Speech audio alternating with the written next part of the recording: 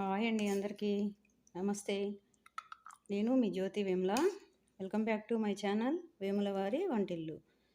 ఈరోజు నేను చేయబోయే రెసిపీ వచ్చేసి పనసగింజలు పచ్చిశనగపప్పు కర్రీ అండి. ఈ పనసగింజలతో పచ్చిశనగపప్పుతో కర్రీ అయితే చాలా టేస్ట్గా ఉంటుందండి. అంతేకాకుండా ఇది చాలా హెల్దీ కూడా. పిల్లలైనా పెద్దవాళ్ళైనా ఎవరైనా చేసుకొని తినొచ్చు. ఈజీగా చేసుకునే రెసిపీ. దీన్ని చేసుకుని మీరు కూడా ఒకసారి చూసి చేసుకొని తినండి. ఎలా ఉందో నాకైతే కామెంట్ బాక్స్లో కామెంట్ చేయండి, ఓకేనా? ఇప్పుడు ఈ కర్రీకి కావాల్సిన పదార్థాలు ఏంటో ఎలా తయారు చేయాలో నేనైతే చెప్తాను.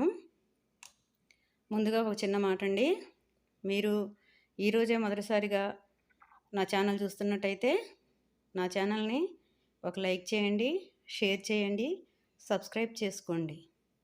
ఇంకా లేట్ చేయకుండా వీడియోలోకి అయితే వెళ్ళిపోదాం. ఓకే అండి, ఇంక వీడియోలోకి అయితే వెళ్ళిపోదాము. ఈ పనసగింజల కర్రీకి కావాల్సిన పదార్థాలు ఏంటో ఇప్పుడు నేను చెప్తాను. ఇవి ఒక 10 ఉంటాయండి. 10 పనసగింజలు. వీటిని పొట్టు తీసి ఉడకబెట్టుకొని పొట్టు తీసి సన్నగా ముక్కలు కట్ చేసి అయితే పెట్టేసుకున్నాను. ఒక 10-12 గింజలు ఉంటాయి.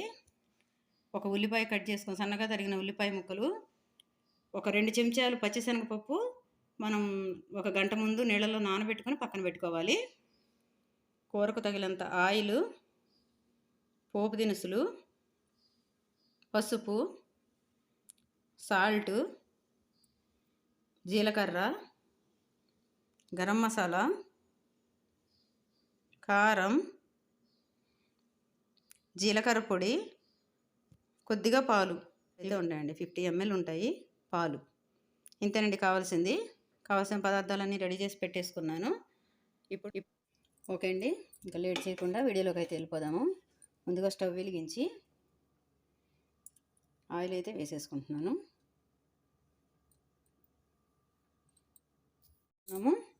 ఆయిల్ అయితే హీట్ ఎక్కింది. ఇప్పుడు ఇందులో జీలకర్ర వేస్తున్నాను, పోపు దినుసులు, తాలింపు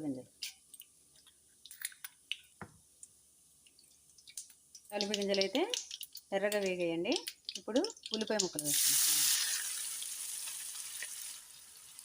ఉల్లిపాయ ముక్కల్లో కర్రీకి సరిపడా సాల్ట్,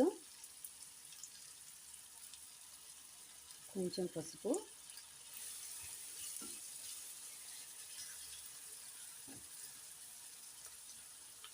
కొంచెం వేగిన తర్వాత ఇప్పుడు మనం నానబెట్టుకున్న శనగపప్పు ఉంది కదండి, ఈ పప్పు అయితే వేసేసుకోవాలి. ఒక గంట ముందు ఒక 2 స్పూన్లు శనగపప్పు అయితే నేను నానబెట్టుకున్నాను.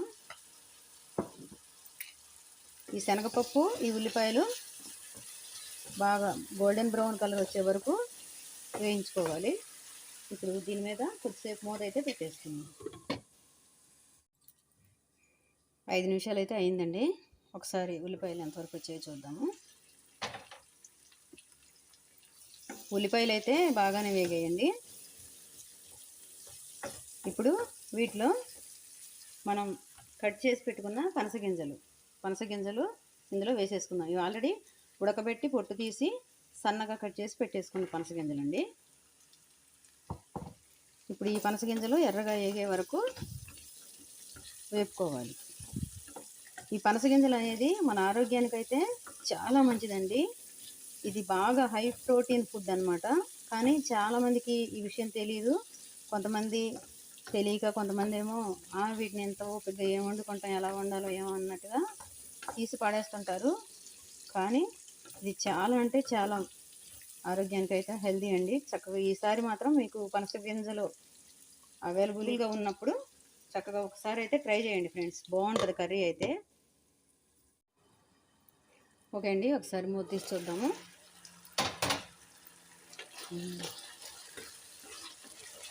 ఇందులో ఇవి మనం పచ్చిశనగపప్పు నానబెట్టుకున్నాము, గింజలు ఉడకబెట్టుకున్నాం కాబట్టి దీనిలో వచ్చిన వాటర్తోనే ఆల్మోస్ట్ అసలు చాలా దగ్గర వరకు అయితే మాత్రం కుక్ అయిపోయిందండి. దీన్ని మనం అసలు వాటర్ ఏమీ వేసే పని లేదు. ఈ ఆవిరితోనే చాలా వరకు ఉడికింది.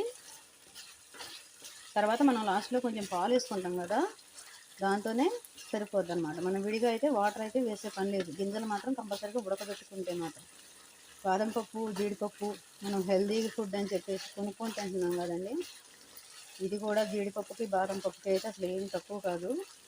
వాటిలో ఎన్ని ప్రోటీన్ వాల్యూస్ ఉంటాయో దీనిలో కూడా అంతే ఉంటాయండి.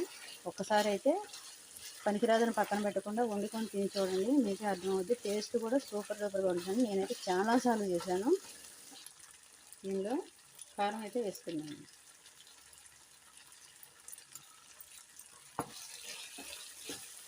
స్టవ్ మాత్రం సిమ్లోనే ఉంచుకోండి.